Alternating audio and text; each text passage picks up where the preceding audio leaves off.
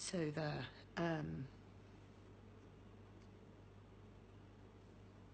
Okay, so Emily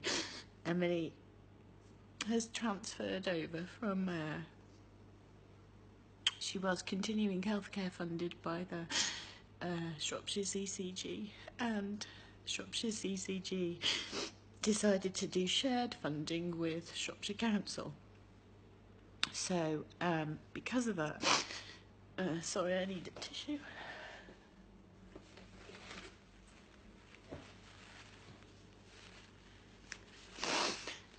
So because of that,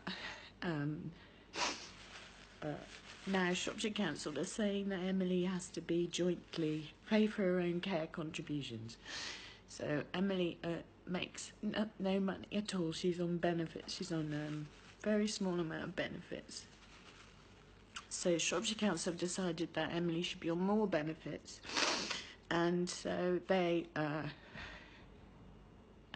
I'm really sorry. So they decided that because Emily needs to be on more benefits, she also needs to make a contribution to her care, to pay for her own care, because that's where we are now. So she's learning disabled with autism and epilepsy. She has the cognitive ability of a 5-year-old, but she has to pay for her own carers, without whom she'd die, because she has to have someone with her 24 hours a day. So that's independent living. So Shropshire Council said that I needed to contact the DWP. I need to contact the DWP to have Emily's benefits reassessed. So I contacted the DWP, and the DWP said that I wouldn't be a lot involved. So I have flu, which I'm really sorry. That's why I look like I do when I sound like I do and I feel like I do. So I have flu. And the reason I'm crying is because I contacted the DWP as I was told to do, and they said, oh, it's okay, there won't be much involved. They've sent me a form at the end of last week, so I've got this flu, and on that form it's like 40 pages long. So it's all pages and pages of exactly the same as when we first applied for these benefits, these lifeline benefits that disabled people need to live. Anyway, I was told the form wouldn't be too much, but they've sent it to me. It's 40 pages long. It's intensive. It wants lots more information. Emily's never going to get better. She's always going to have learning disabilities. She's always going to have autism. She's always going to have epilepsy. She's always going to be a vulnerable person. But the way things are now, they don't just take that as read. Now you have to prove that you're not a scrounge or a liar or a cheat, which she isn't. She's just a 20-year-old girl with profound learning disability. Anyway, they've sent me this form back, and it arrived at the end of last week. So as I say, I've got flu. And I have to get this form back by the 8th of March, which is, 2 days away. Otherwise, they will stop Emily's PIP.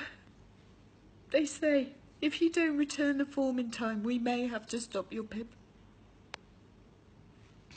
So I have to get this done and sent back, and I can't.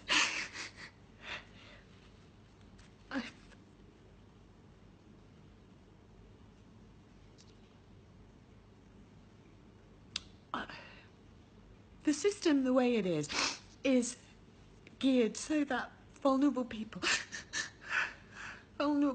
are treated like criminals, and so are their carers, and so are the people who look after them, and they're followed and they're checked up on. I was reading today that they've said that the DWP wants CCTV footage of anybody who's going to a leisure centre or a day out or an airport, so that they can check them.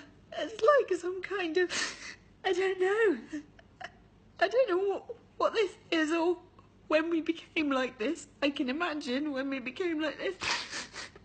And there was a change of government, but I don't understand. Theresa May, you don't... how can you treat people like this? How can anyone treat people like this?